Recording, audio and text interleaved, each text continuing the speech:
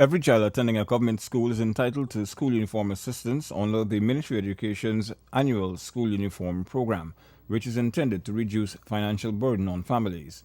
About 165,000 school uniform vouchers are to be distributed to parents at regions 2, 3, 4, 5, 6, 7, and 10, along with Georgetown Departments of Education during the phase of distribution that begins on July 1.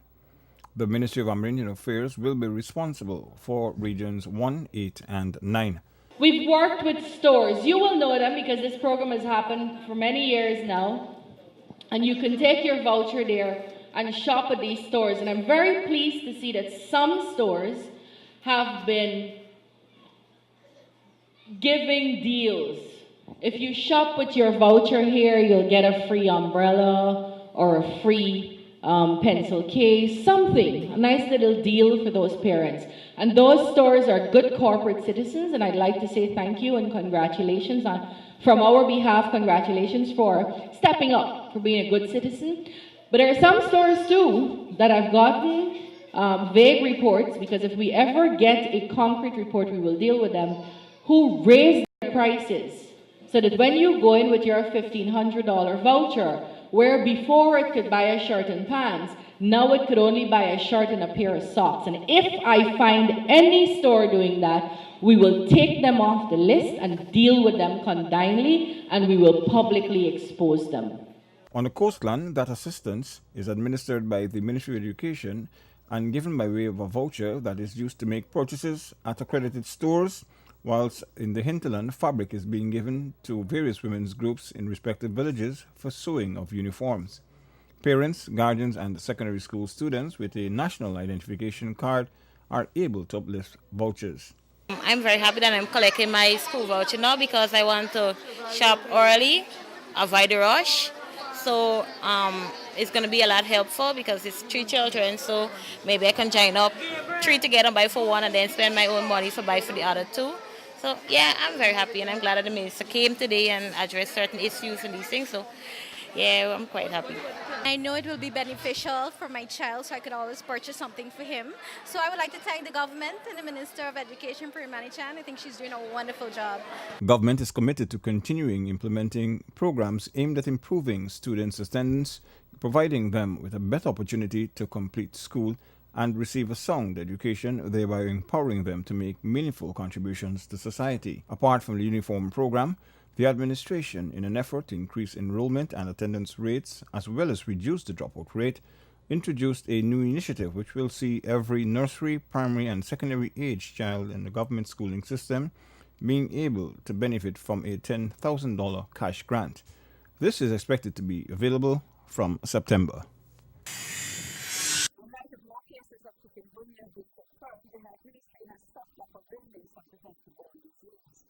Health Minister Dr. Barry Ramsaran has made several appeals to individuals to keep their surroundings clean as the chikungunya virus has made its way to other parts of the country.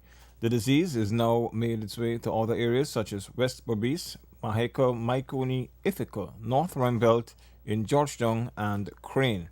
The Ministry of Health has received confirmation of an additional 12 cases of chikungunya in Guyana. This information came from our regional lab in Trinidad, the lab which falls under the umbrella of the Caribbean Public Health Agency, CARFA. So it means that of July the 1st, with these 12 new cases, we have 32 cases in all. These cases have shown a tendency to be of a wider geographic spread than the original two cases in Kanji. Remember, the first two cases occurred in Kanji, Canefield, and Cumberland, and the Ministry of Health was effective in restricting the spread of the disease to those areas for a protracted period. Our information now shows that there are 3 cases in West Coast Berbice, in the village of Bad Settlement, there are 2. There's 1, in Bushlot there's 1, and in number 9 village there's 1 case. In Ithaca, which is also in West Berbice, you have a young female, and in Maikoni, you have another case. In North Ruimveldt, for the first instance we have reported in the city, 1 case, and in Crane village, West Coast Demerara, a 40-year-old. The Health Ministry has adequate medication to treat symptoms of the disease. This information has been confirmed by our epidemiologist, Dr. Maurice Edwards, who had access to this information over the past day or so. And he, of course, Dr. Edwards, is now the acting chief medical officer. As I said, Dr. Edwards is still looking at the data, but as is expected, it's a mosquito-borne, it's a vector-borne disease. So it's quite possible that it's like it happened in the Caribbean Islands, it's spread from the Caribbean Islands island to island. So it's just like any vector-borne disease, we can expect it to spread along the coast, right? So we now need to be visiting these patients, which we're doing, and we need to be taking certain measures to encourage persons living in the area to specifically take care of their environment and probably increase the interventions like fogging, residual indoor spraying and so on in these areas. Chikungunya virus is an arthropod-borne disease that is transmitted to humans via the virus-carrying Aedes aegypti mosquito. It is transmitted similarly to dengue fever and can cause an illness with an acute febrile phase lasting 2 to 5 days. It can result in some long-term effects, primarily joint pain, and causes moderate to severe illnesses. Individuals experiencing any such symptoms are asked to visit the nearest health facility as soon as possible, and they're also asked to remove all containers that may retain water and breed mosquitoes from their surroundings.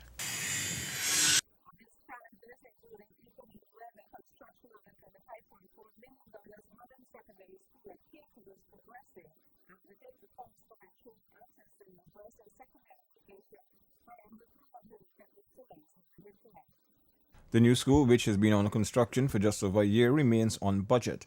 The superstructure, when completed, will comfortably house the secondary school with adjoining administrative blocks, the teachers' quarters, and student dormitory. The secondary school is expected to be completed in early 2015. Various buildings at various stages, right? The secondary school, the building school itself, we have the superstructure up, we have the roof to put on, and the walls. It's open classroom, so just the walls and the roof, and painting and other finishing works. What about the admin building? The admin building is, as you see, is just some more zinc to put on, and the painting and some interior works. And well, the teachers' quarters here, we have the doors and windows to put on, and the painting. The dormitory, we finished the foundation, the lower columns. We have to put on the beams. Then we're going with the upper columns and the perimeter beam and the roof. With the growing hinterland population, parents, students, and staff have been complaining about overcrowding and the lack of accommodation. The PPPC administration took these concerns seriously and delivered on its promise to access to secondary education in hinterland communities. To this end, the government has pumped resources into the construction of a number of schools, with the K2 Secondary being amongst the latest. As a result of the continuous efforts of the Government of Guyana in collaboration with the Education Ministry, there are approximately 250 schools in hinterland communities across various levels. The K2 Secondary School will have 12 classrooms, an industrial arts department, a canteen, 2 school laboratories, an administrative block, a computer laboratory, home economics and agriculture departments, along with facilities for differently abled people, sanitary blocks, 2 multipurpose rooms, a library, and research area. The school dormitory will accommodate some 300 students. The testing mainstream senior members of the Working People's Alliance during the Walter Rodney Commission of Inquiry disclosed the atmosphere created by the government of the day during the period when Dr. Walter Rodney was assassinated. Nigel Westmus, member of the Working People's Alliance, appearing before the Walter Rodney Commission of Inquiry, disclosed that Guyana suffered from a repressive, suppressive atmosphere under the rule of the PNC government. He also focused on the issue of party paramountcy during that time. One of the visible signs of paramountcy was the extension of the party flag on many government buildings at the time. Green, gold, and red flag, green, black, and red flag of the People's National Congress was flying contiguous with the national flag on many government buildings. And so you had an overall presence of the state party and the state collating together. He also denied that the WPA ever engaged in an armed struggle and said it was impossible for the WPA to arrest head of government Forbes Burnham since he possessed almost supreme political power more than any leader of the Commonwealth. Meanwhile, the cross-examination of WPA executive member Takuma Ogunse revealed that Dr. Walter Rodney and the WPA pose a real threat to the Forbes Burnham administration. And he, Burnham, in my judgment, the pressure we had him under, he cracked under the pressure. The war of nerves. He didn't have the nerves to, to hold his hand on political, political debts. It reached a point in Burnham's judgment that he had to make a judgment whether to stop the WPA now or to allow the WPA to continue and he, Burnham, lose power. Ogunse also agreed that Donald Rodney was arrested on trumped-up charges because he was the brother of Dr. Rodney. He indicated also that the court system at the time did not have a level playing field and members of the public were restricted from entering the courtroom.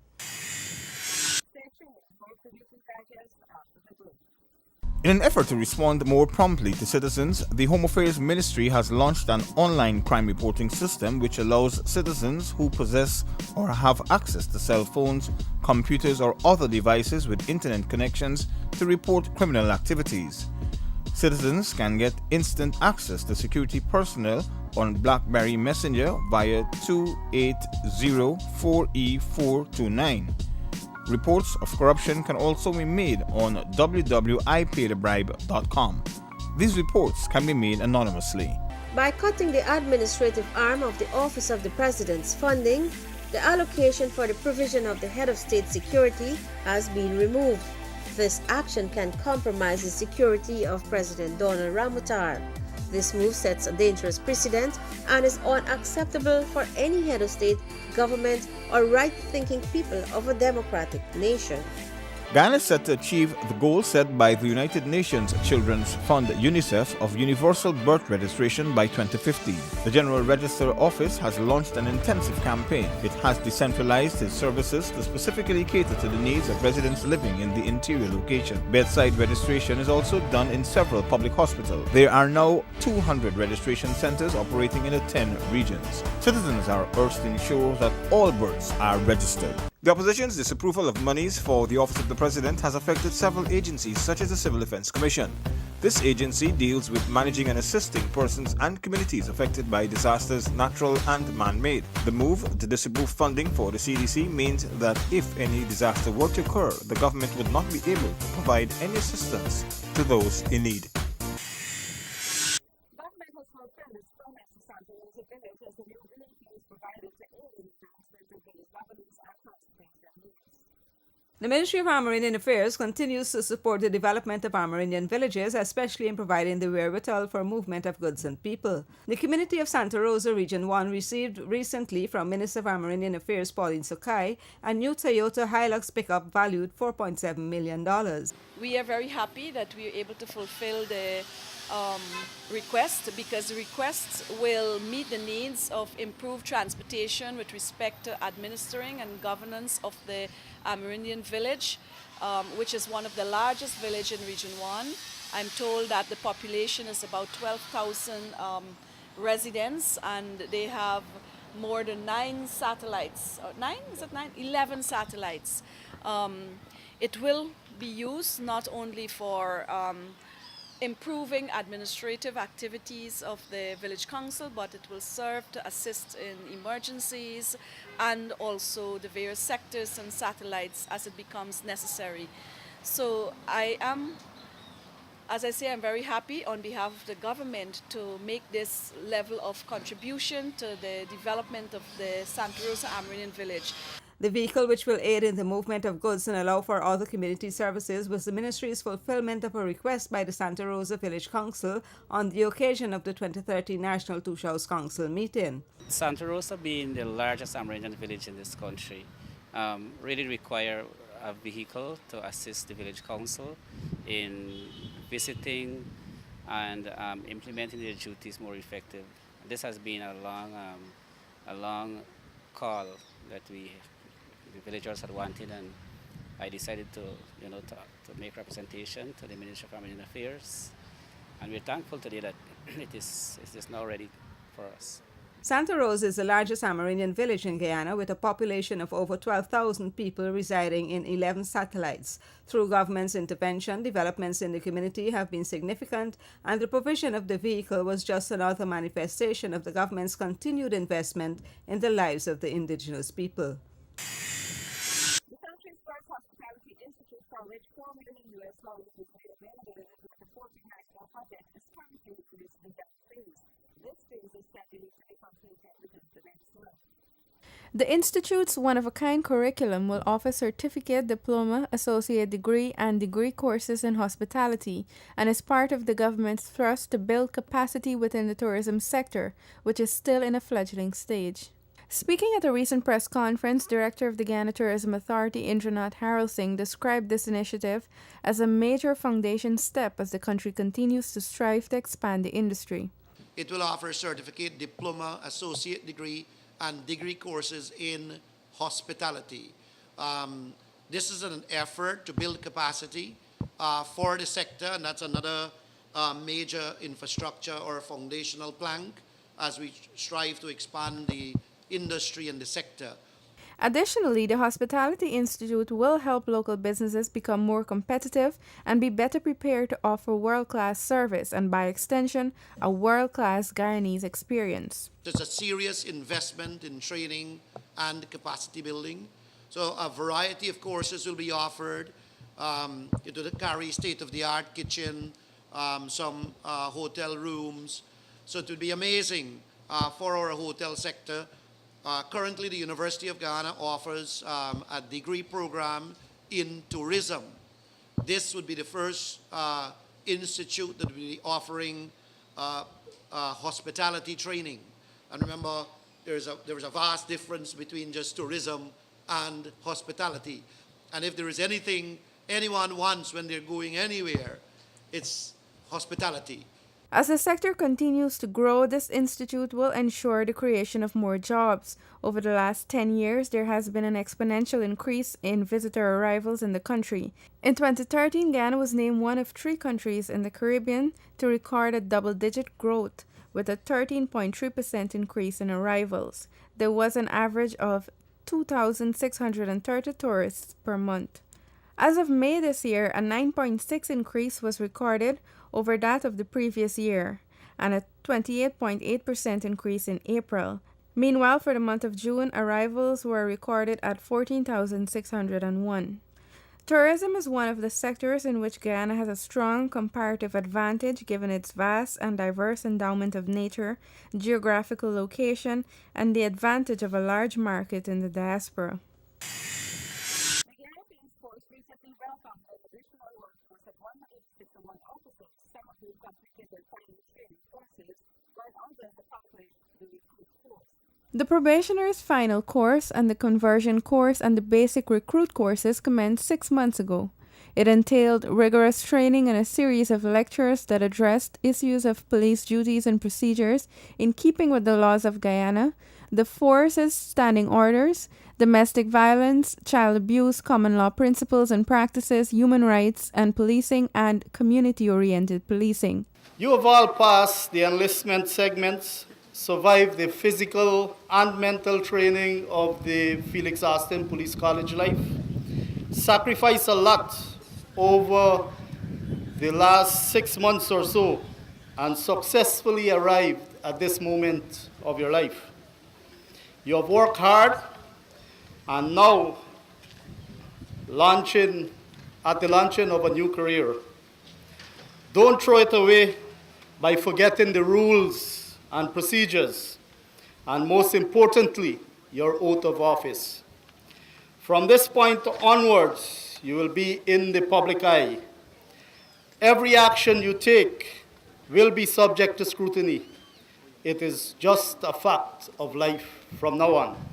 The courses were conducted under the theme Training with the focus of maximizing visions, skills, and the art of enhancing leadership for a modern Guyana Police Force. Reflect on your family, the Guyana Police Force, and the communities that you will serve and protect. You have been taught qualities of self-discipline, courage, knowledge, skills, and integrity. You have also learned that there is no virtue in ignorance, but there is great power in knowledge. The residents of the communities that you serve, therefore, will expect that you will protect them from those who want to do them harm. They will expect you to be good role models to their children, to make them feel safe and protect their homes, schools, and businesses. And they will expect you to do all of that with a smile on your face and a friendly hello as you pass. Yes, their expectations will be high. However, I'm confident that you will meet them. Meanwhile, 26 officers are currently undergoing the junior officers course with the aim of addressing critical leadership needs within the force. Ghana is set to achieve the goal set by the United Nations Children's Fund UNICEF of universal birth registration by 2050. The General Register Office has launched an intensive campaign. It has decentralized its services to specifically cater to the needs of residents living in the interior location. Bedside registration is also done in several public hospitals. There are now 200 registration centers operating in the 10 regions. Citizens are urged to ensure that all births are registered. In an effort to respond more promptly to citizens, the Home Affairs Ministry has launched an online crime reporting system which allows citizens who possess or have access to cell phones, computers, or other devices with internet connections to report criminal activities. Citizens can get instant access to security personnel on BlackBerry Messenger via 280-4E429. Reports of corruption can also be made on www.ipaidthebribe.com. These reports can be made anonymously. By cutting the administrative arm of the Office of the President's funding, the allocation for the provision of the Head of State Security has been removed. This action can compromise the security of President Donald Ramotar. This move sets a dangerous precedent and is unacceptable for any head of state, government, or right-thinking people of a democratic nation. The opposition's disapproval of monies for the Office of the President has affected several agencies such as the Civil Defense Commission. This agency deals with managing and assisting persons and communities affected by disasters, natural and man-made. The move to disapprove funding for the CDC means that if any disaster were to occur, the government would not be able to provide any assistance to those in need.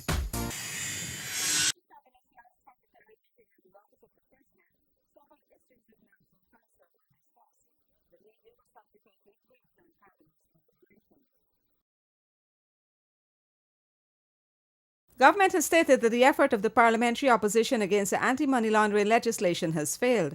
Guyana has not been further blacklisted, but instead will be subjected to a targeted review. He pointed out that the deadline is now October 2014, adding that headquarters for the Special Organized Crime Unit has already been identified.